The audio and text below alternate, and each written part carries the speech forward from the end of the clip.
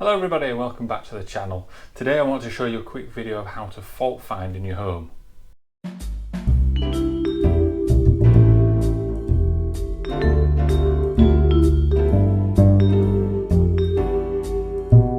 First thing we need to do is briefly talk you through what's going on with your fuse box at home. If you've got an older style fuse box, it might look something like this. You've got something called a main switch. All fuse boxes have that, no matter how old it is. That turns off the power to everything in here.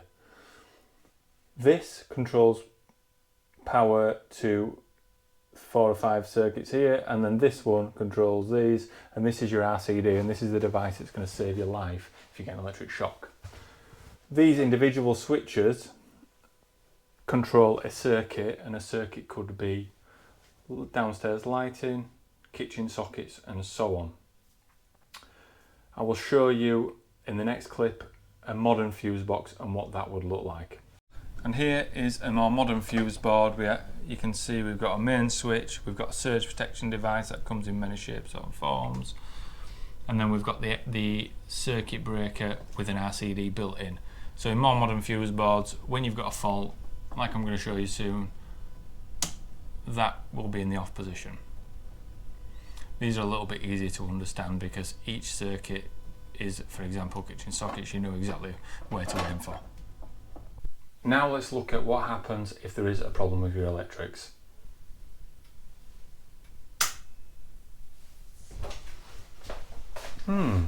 What's happened? It looks like this RCD has tripped and the lights have gone off. So there appears to be a problem at the fuse board.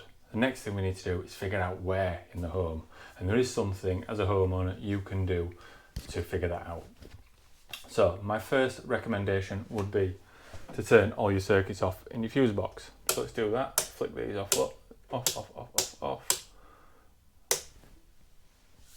Okay. The next thing is to turn everything on one by one until it trips. We're going to first start, this is really important that you turn the RCD on, and that's now stayed on. Appears to be no fault. I'm now going to work my way through these circuits. When it trips, that is the location we want to be looking at. So I'm going to turn this one on. Stayed on. Stayed on. Right. So it would appear we've got a problem with the kitchen sockets. So I'm going to turn that back off, and I'm going to turn on the RCD. And then I'm going to go through the rest of the circuits to make sure there's no other issues. It's typically one problem that you're looking for. Okay, so we're going to leave the kitchen sockets. We're going to turn this back on. And this, we've got lights now. I'm going to turn all these on slowly.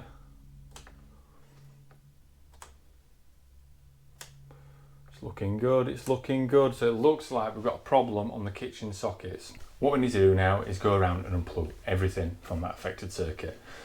Why am I saying unplug everything? Now, some sockets are better than others.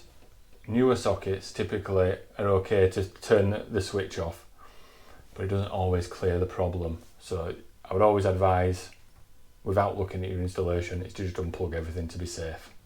Okay, so let's unplug everything like we said. Don't just switch it off. Make sure you unplug it as well. If you have any switches like this, you can also turn them off if they're affected. Now that we've unplugged everything that we can find, we're going to now turn the switch back on that was down. Fingers crossed, the fault is cleared.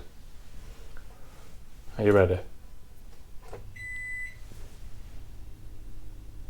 It appears that it was something that was plugged in to the socket circuit.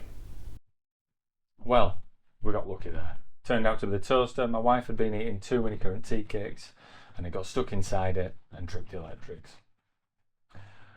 So, what happens if it isn't something that we've unplugged and the electrics do not reset? Unfortunately, this is the point where we need a qualified electrician to come in with the correct equipment to check your wiring, check for loose connections, and check if the parts are working okay in your fuse box. And that is it for today's fault finding video.